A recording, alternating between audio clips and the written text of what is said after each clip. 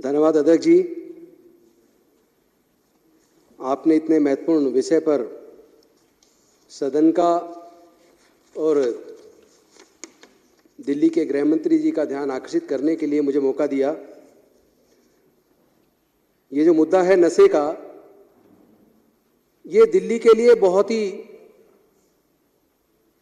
महत्वपूर्ण और खतरनाक मुद्दा है। नशे की वजह से दिल्ली के युवा तेजी से नशे की गिरफ्त में आ रहे हैं।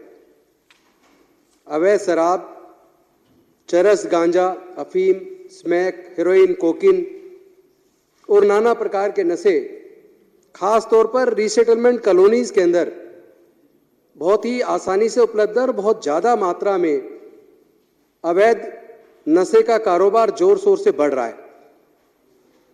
और नशे की वजह से दिल्ली के युवाओं का भविष्य अंधकार की तरफ तेजी से जा रहा है। हमने पंजाब के अंदर देखा कि किस तरह पंजाब के युवाओं की जिंदगी को नशे ने बर्बाद किया। तो पंजाब की जनता ने अपने वोट का इस्तेमाल करके वहां की सरकार को बदलने का काम किया।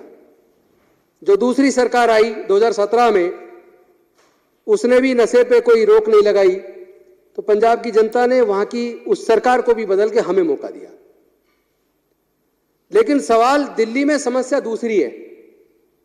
दिल्ली में लॉ एंड ऑर्डर और पुलिस, ये दोनों माननीय एलजी साहब के पास है। तो अगर हमारे पास होता, दिल्ली की सरकार के पास,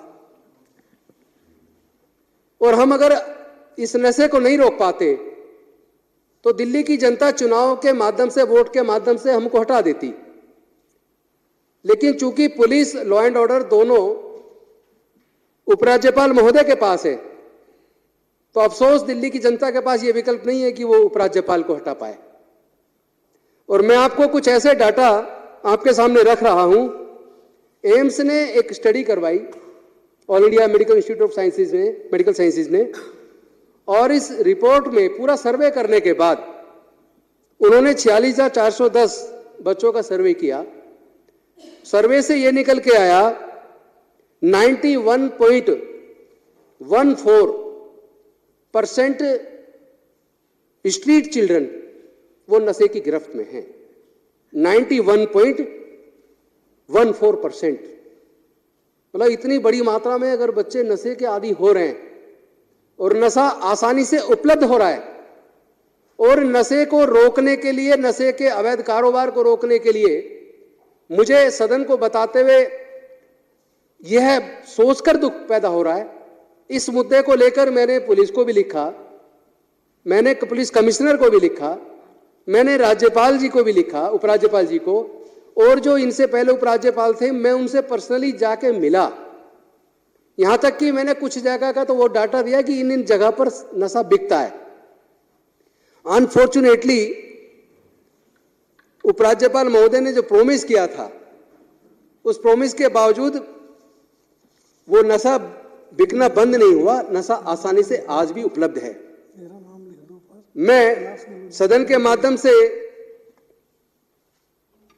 और माननीय दिल्ली के गृह मंत्री जी के माध्यम से चाहता हूं कि ये लिखित में यहां से ये जाना चाहिए होम मिनिस्ट्री को कि हमने जब पुलिस की नोटिस में ला दिया, हमने डीसीपी की नोटिस में ला दिया, हमने कमिश्नर के नोटिस में ला दिया, हमने उपराज्यपाल जी के पर्सनली मिलकर नोटिस में ला दिया, उसके बाद नशा बंद क्यों नहीं हो रहा? आसानी से उपलब्ध क्यों है?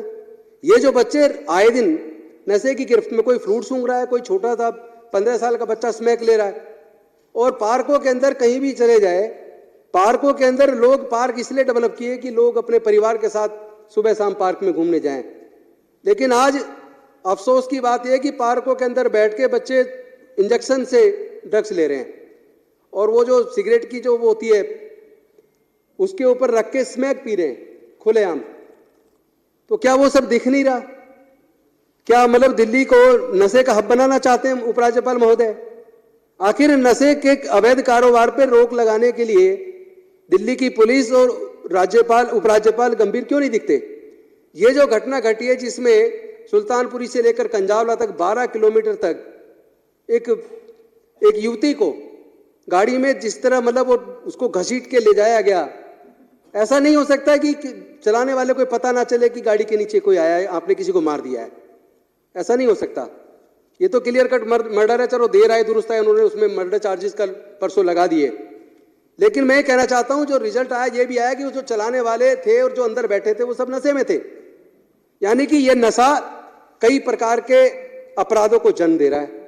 कई प्रकार के अपराधों को देखने में आ रहा है कि जो बच्चे नशे के आदी हो जाते हैं फिर वो नशे की पूर्ति के लिए पहले अपने घर में चोरी करते हैं और उसके बाद वो पास पड़ोस में चोरी करते हैं, फिर रोबरी करना शुरू कर देते हैं। इसकी वजह से लगातार अपराध बढ़ते जा रहे हैं। एनसीआरबी का एक डाटा है जो मैं आपके सामने दिखाना चाहता हूं, प्रस्तुत करना चाहता हूं। इस एनसीआरबी के डाटा में सबसे ज्यादा शर्मनाक बात तो है कि रेप के केसेस बाकी केसेस की तुलना में सबसे ज्यादा दिल्ली में रेप के केस बढ़ गए हैं, जिसमें एक साल में 1250 रेप केसेस हैं और इसमें से चाइल्ड रेप 841 है। चाइल्ड रेप और सेक्सुअल हरासमेंट और सेक्सुअल असॉल्ट ऑन चिल्ड्रन वो 497 है।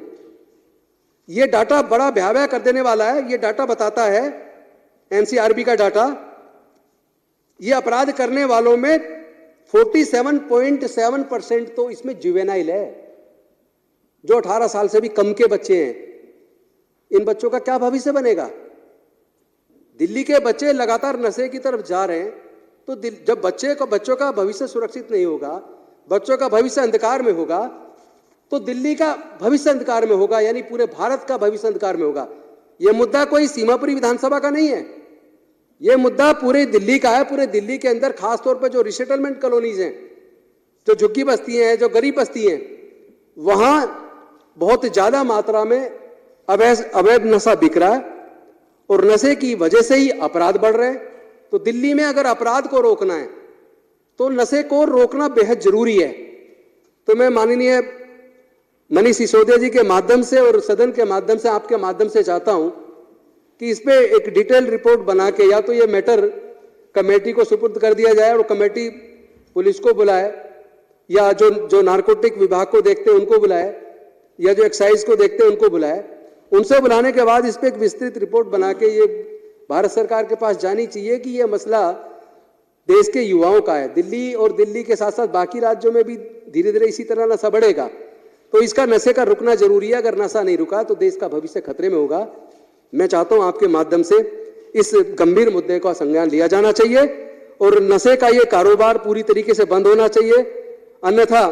और डाटा तो ये भी बताता है कि इस नशे की वजह से जो क्राइम बढ़ा है, उस क्राइम में भी सबसे ज्यादा जो केसेज हैं वो कमिट हुए हैं वो rape, outrage modesty of women, robbery, theft and murder.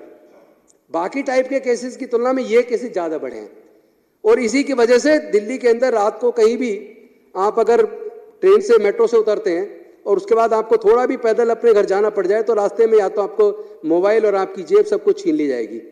तो इस तरीके से दिल्ली में इस अपराध को रोकने के लिए, इस अवैध नशे के कारोबार को रोकना बहुत जरूरी है।